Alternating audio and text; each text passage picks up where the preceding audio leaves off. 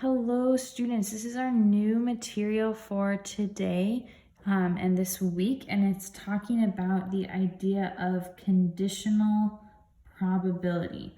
So what is conditional probability?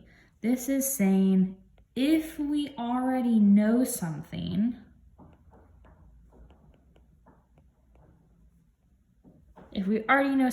or an event has already happened, what is the probability of something else? And this is usually, we know it's conditional probability. There's the phrase given. Given means we know something. We know that it already happened. And let me show you by example what I mean by this. So in this context, we have, I'm gonna need some brown. So a box of chocolate contains 5 milk chocolates. 1, 2, 3, 4, 5. 7 dark chocolates, my personal favorite. 1, 2, 3, 4, 5, 6, 7. And 4 white chocolates. We'll have them be gray. 1, 2, 3, 4. We randomly select and eat chocolates one at a time. So what you're gonna do is you're gonna go into the box, you're not gonna look, you're gonna pick out a chocolate, and you're gonna eat it. So let's first look at the question A. What is the probability of picking a dark chocolate on the first pick? So here, this is just normal, just like we've done before. So how many dark chocolates are there? 1, 2, 3, 4, 5, 6, 7. And how many? So probability of dark chocolate. 7 is our desired, and then how many total? 5 plus 4 is 9, 9 plus 7 is 16. I think I did that right. Yep. So the probability of dark chocolate is 7 out of 16. Now in problem B, now here we have the key word given. Given I have already picked out a milk chocolate, what is the probability of picking out a white chocolate? So what does given mean? Given I have already picked out a milk chocolate. That means I know that I have gone into the box and eaten one milk chocolate. So when we write this in mathematical notation, we might write, what is the probability of white chocolate given milk chocolate? So that given the milk chocolate has already happened. So how does knowing that we've already eaten a milk chocolate change our probability? Well, we have lost 1 chocolate, so our total number of chocolates is no longer 16, it's now 15. How many? We still want to talk desired as white chocolate, so how many white chocolates are there? 1, 2, 3, 4. Has not changed, so it's now 4 out of 15 instead of 4 out of 16. So this is what we're talking about as conditional probability, given something already happened. Let's try another one.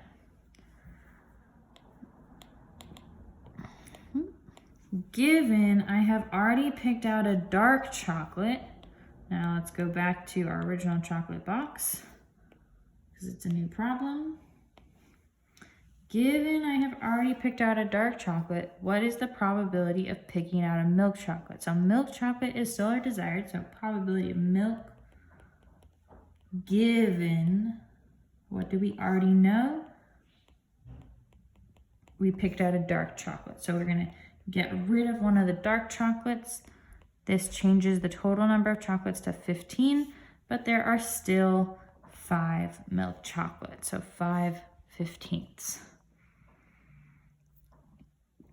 Part D says, given I have already picked out a dark chocolate, so same as before, this 1 dark chocolate is gone.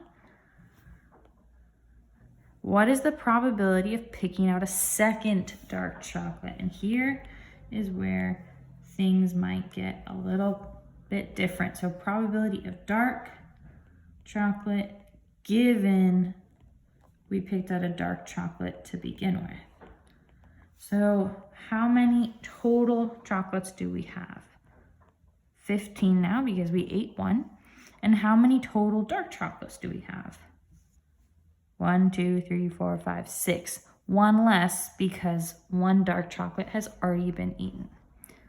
So that has changed. This conditional probability has changed our probability of picking out a dark chocolate.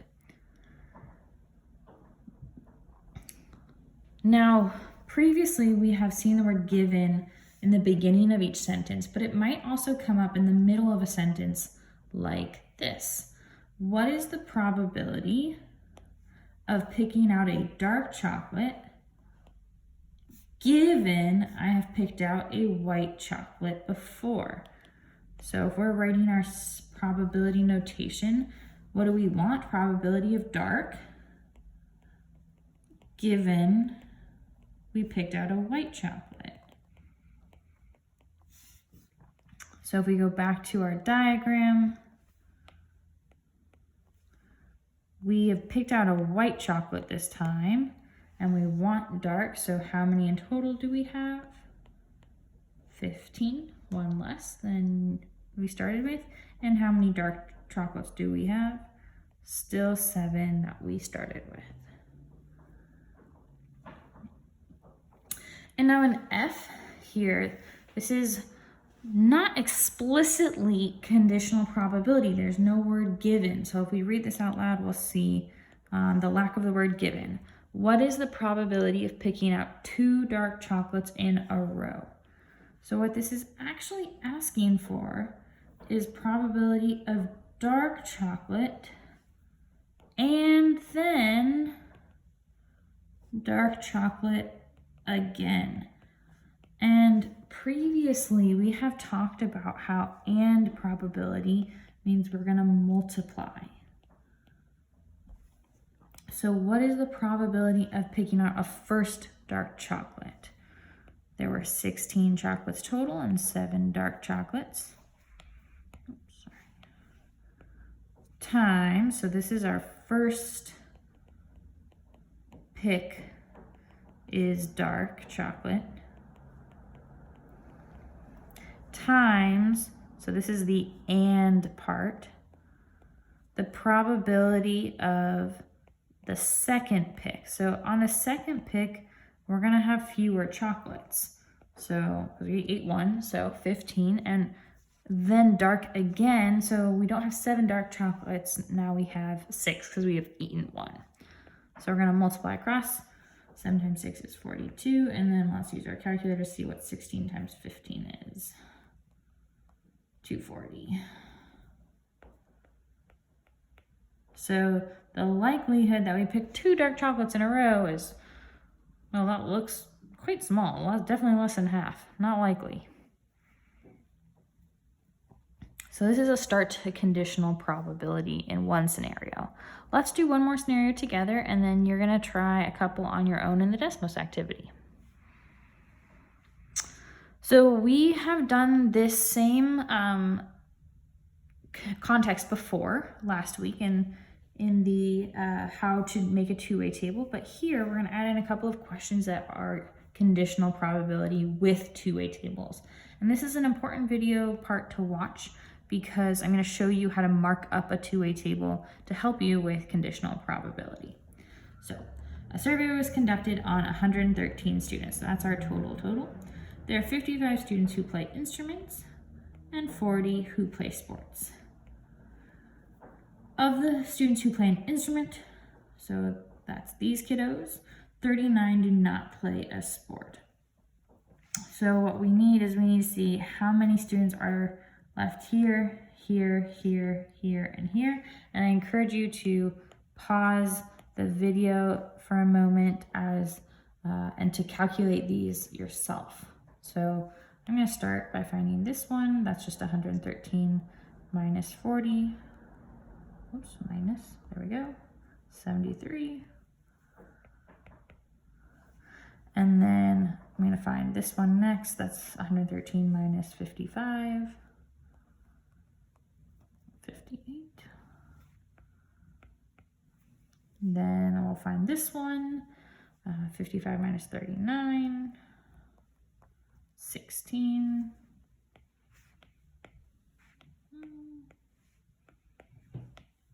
And let's find the rest.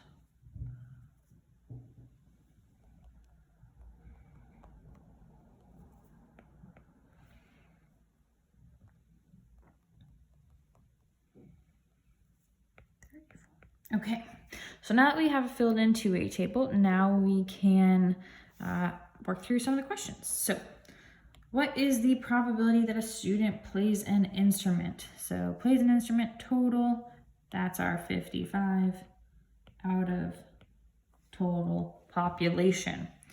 Now here in question B, we have the key word given. Given we have chosen a student who plays a sport. A student who does not play a sport. What's the probability that they do play an instrument?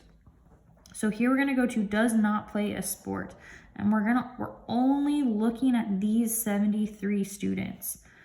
This number becomes our new total because we don't care about these other 40 kids. We've already picked a student who does not play a sport. Within those students, where is the do play an instrument? That's these 39. So we have 39 out of 73 for the probability of instrument given no sport. So the likelihood of if we know a student does not play a sport, that they do play an instrument is 39 out of 73. A little bit above half. So let's try a couple more problems. Oops, lost a number there. What is the probability we have chosen a student who does not play an instrument, and does not play sports? So here we have the classic and, so we want to find the intersection between the two. So it does not play an instrument, that's this line. Does not play sports, that's this column. The intersection of that is 34. There's no given here, so we're in the total population, so no instrument and no sports. That's 34 students that fit both those categories out of the total 113. In question D, given, there's that key word again, given, that tells us we're going to change population. We have chosen a person who plays instruments and sports. Wow, okay, so we know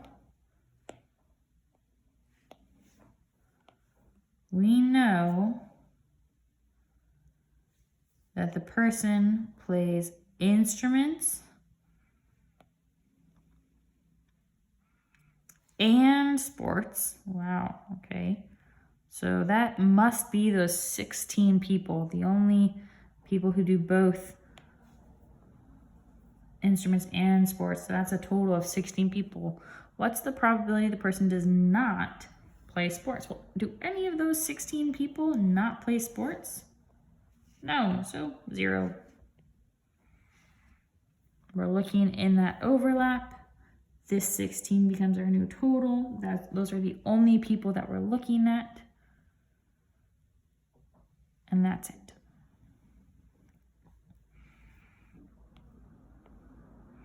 Let's do one more. I'm going to modify this last question just a bit. Given they do not play instrument. So this last question says, what's the probability of a student who plays sports given keyword, they do not play instruments. So given is telling us that we're going to be changing our total population. They do not play instruments. So we're looking at the row of do not play instruments. There's the total number there, 58. And how many of those 58 students play sports? Right here in that 24 box. So our probability is going to be 24 over 58. Conditional probability is tricky. It requires a lot of reading and color coding. So I really recommend you take it slow. You read the question thoroughly, and please come to class and office hours with lots of questions. I'll see you soon. Bye-bye.